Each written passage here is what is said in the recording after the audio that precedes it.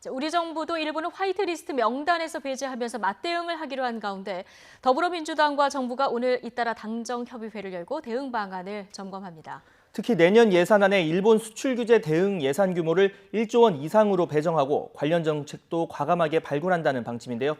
국회 연결해서 자세한 내용 알아보겠습니다. 차정윤 기자. 네, 국회입니다. 네, 오늘 당정협의회에서 나온 내용들 좀 전해주시죠. 네, 아직 정확한 규모는 나오지 않았지만 일단 기존의 당정청이 정한 최소 1조 원 플러스 알파 기조를 그대로 갖고 간 것으로 보입니다. 더불어민주당과 정부는 오늘 오전 국회에서 비공개 회의를 열고 내년도 예산 편성 방향과 관련해 논의했습니다. 특히 일본의 경제 보복에 대응하기 위한 정책 사업과 관련한 논의도 심도 있게 진행한 것으로 보이는데요.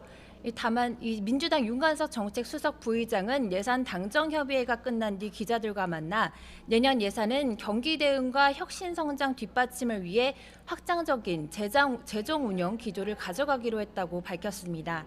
그러면서 일본의 수출 규제와 관련해서는 예산을 더욱 과감하게 발굴해 반영하는 것으로 의견을 모았다면서 1조 원 플러스 알파에서 알파의 규모를 늘릴 것이라고 설명했습니다. 다만 비공개 회의에서는 내년 예산안을 530조 원으로 늘리고 일본 예산안도 2조 이상으로 확대하자는 일본 의원의 의견도 있었던 것으로 확인됐습니다. 민주당은 오후에도 잇따라 당정협의회를 열고 일본 대응에 대한 대책 점검을 이어갈 예정인데요. 민주연구원과 삼성, SK 등 국내 4대 그룹 싱크탱크가 참여하는 간담회에 이어 청와대가 함께 참여하는 당정청 협의회를 열고 일본 수출 규제 대응을 위한 상황 점검과 대책 마련을 논의할 계획입니다. 반면 야당은 외교 안보 정책에 공격에 열을 올리는 모양새입니다.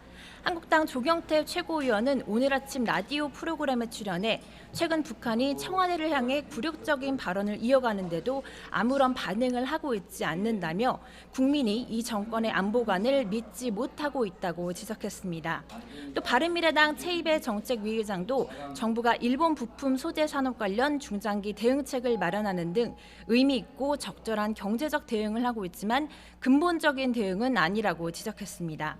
그러면서 내일 열리는 일본 수출 규제 대응을 위한 민관정 협의회 2차 회의에서는 경제 문제만 논의하는 것이 아니라 외교적인 문제도 함께 논의해야 한다고 주장했습니다. 지금까지 국회에서 전해드렸습니다.